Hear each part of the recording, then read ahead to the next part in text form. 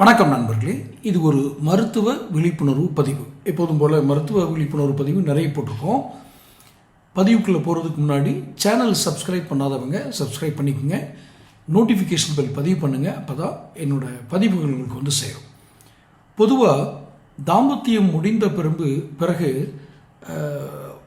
சுத்தப்படுத்துவது என்பது ஒரு வழக்கம். தாம்பத்தியம் முடிந்தவுடன் அந்த தம்பதிகள் வந்து தங்களுடைய உடலை சுத்தப்படுத்திக் கொள்வார்கள். குறைந்தபட்சம் அந்த பிறப்புறுப்புகளை சுத்தப்படுத்துவார்கள். இதில் குறிப்பாக பெண்கள் வந்து வெஜைனா என்று சொல்லப்படுகிற பிறப்புறுப்பை சுத்தப்படுத்துவாங்கன்னு வச்சுக்கோங்களேன்.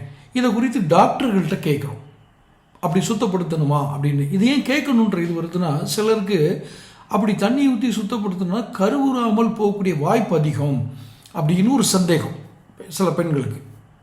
அதாவது தாம்பத்தியம் முடிஞ்ச உடனே அந்த வெஜைனா பகுதியை வந்து தண்ணி ஊற்றி கழுவுனா கருத்தரித்தல் பாதிக்கப்படும் அப்படிங்கிற ஒரு சந்தேகம் பொதுவாக நிலவுறதா நம்முடைய வாசகர்கள்லேருந்து நமக்கு ஒரு கேள்விகள் வந்திருந்தது. அதைத்தான் ஒரு மருத்துவர்கிட்ட விளக்கம் கேட்டோம்.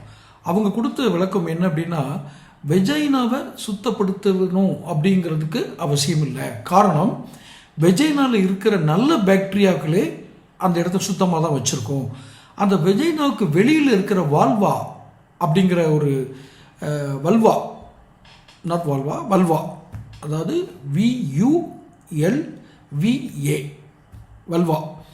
வல்வாங்கிற பகுதியை மட்டும், அந்த வெஜைனாவுக்கு வெளியில் இருக்கிற பகுதி, அதை மட்டும் சுத்தப்படுத்தினாலே போதும். சாதாரண தண்ணியை பயன்படுத்தினாலே போதும். இந்த சோப்பு, ஹைஜீன் வாஷ் இந்த மாதிரிலாம் பயன்படுத்த வேண்டிய அவசியம் இல்லை.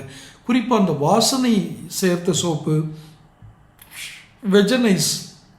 வெஜைனல் வாஷ் அப்படிங்கிற போன்றவற்றெல்லாம் நிச்சயம் தவிர்க்கணும்னு மருத்துவர்கள் சொல்கிறாங்க. சோப் அல்லது வெஜைனல் வாஷிங்கில் உள்ள கெமிக்கல் வந்து வெஜைனா பகுதியினுடைய pH அளவு அப்படின்னு சொல்கிற மருத்துவ அளவை பாதிக்கிறதுனால எளிதில் கிருமி தொற்று ஏற்படும். கர்ப்பம் தரிக்கும் திட்டத்தில் இருப்பவங்க வந்து தாம்பத்தியத்துக்கு பிறகு உடனே எழுந்து போய் அந்த பிறப்புறுப்பை கழுகாமல் சற்று நேரம் ஓய்வெடுத்த பிறகு கழுகணும் அப்படிங்கிறது மருத்துவர்களுடைய ஆலோசனை. மிக முக்கியமான ஆலோசனை இது.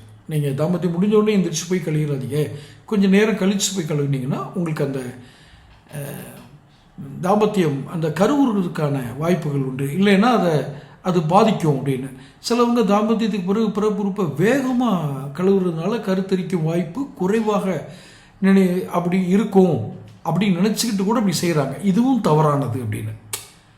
வேகமாக கழுகுறதுனால கருத்தரிக்கும் வாய்ப்பு குறைவாக இருக்கும் அப்படின்னு நினைக்கிறது வெஜைனாவை வேகமாக கழுகுறதில்ல. இல்லை, இதுவும் மிகவும் தவறானது. குழாயிலிருந்து வெளியேறும் வேகமான தண்ணீர் வெஜைனாவின் மென்மையான திசுக்களை சேதப்படுத்துவதோடு அங்குள்ள நல்ல பாக்டீரியாவை அழித்துரும். அதனால் அடிக்கடி தொற்று பாதிக்கப்படலாம். அதனால் நீங்கள் அதாவது ஸ்பீட் வாட்டர், அந்த பைப்லேருந்து வர்ற தண்ணி அப்படியே வெஜைனாவில் கழுவ வேணாம் அப்படின்னு. ஸோ என்ன சம்மரி அப்படின்னா, அந்த வல்வா அப்படின்னு சொல்கிற அந்த பகுதியை மட்டும் சாதாரண தண்ணினாலே சுத்தம் பண்ணிக்கலாம். இதுக்காக நீங்கள்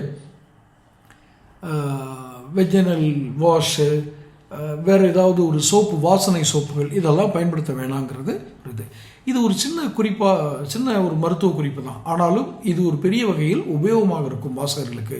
இந்த சந்தேகம் இருக்க வாசகர்களுக்கு உபயோகமாக இருக்கும்போது என்னுடைய கருத்து.